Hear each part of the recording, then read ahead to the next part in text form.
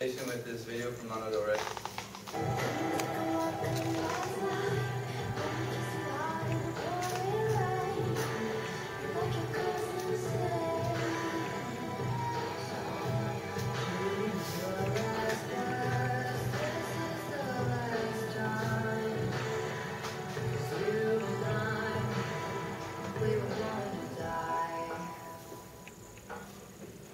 Okay, my speech is on Freud's death instinct theory. So raise your hand if you ever felt like really sad or depressed or lonely, helpless. I guess sometimes, once in a while. He first introduced this theory in his book, Beyond the Pleasure Principle, because in the beginnings of his work, he thought that life was regulated by pleasure. We do things to survive and only pleasure. But then after time goes on, he found out that there's these mental processes that go on in people's minds that are destructive and go against the pleasure principle.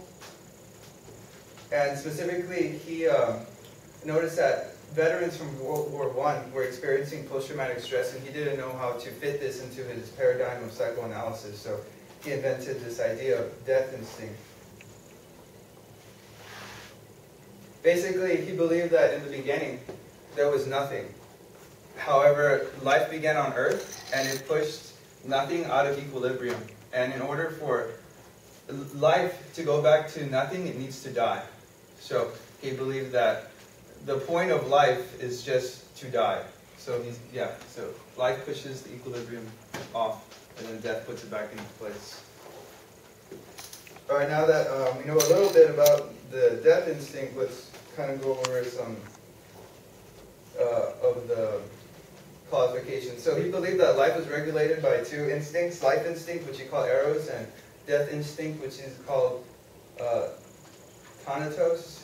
And basically, the life instincts are anything that makes you happy, or like procreation or survival instincts, and thanatos is anything that kind of pushes you to the other direction, which is death, like depression, envy, displeasure. And he used this idea to come up with theories behind paranoia, schizophrenia, post-traumatic stress, OCD, depression, and an array of neurotic problems. Specifically, he said that the point of all these problems is to cause a person to feel very sad and helpless, and like experience fear and guilt.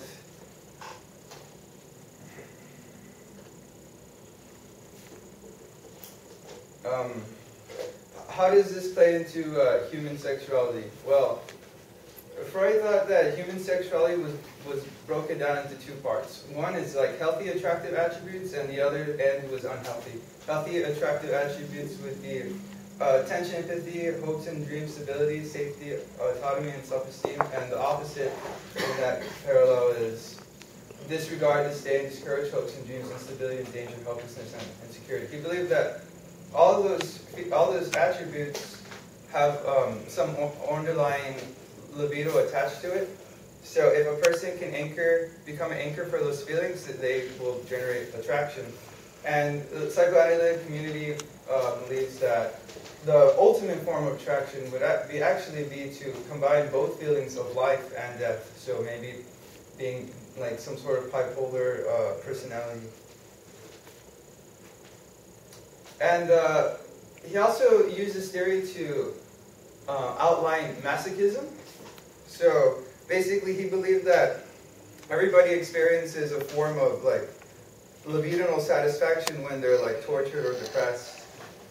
But for some individuals, it's not conscious, but for others, it is conscious. So for instance, in masochists, if they feel like pain or humiliation or torture, they'll feel like the conscious, like libidinal satisfaction. Whereas like other people, they feel it unconsciously. And that unconscious like feeling of libidinal satisfaction drives them into negative like relationships, or causes themselves to cut themselves or commit suicide. And there's this disorder called, I'm not sure if anyone has heard of it, it's called body integrity identity disorder, where people just feel a compulsion to cut off their limbs, like they're on like high alert 24/7, and they are sane people and they don't want to kill themselves, but they feel pressured unconsciously to like cut themselves and to kill themselves. And one positive thing about this comes to clinical applications. Freud thought that neurotic problems manifested themselves in like paranoia, schizophrenia, or different kind of compulsions. And to resolve these compulsions, you have to figure out the underlying unconscious switch that's trying to be presented to consciousness. But the way you would do that would simply be allow a person to understand that what they're feeling is normal and natural, and then they'll be able to restructure their conscience. And thank you for everything. Paying attention.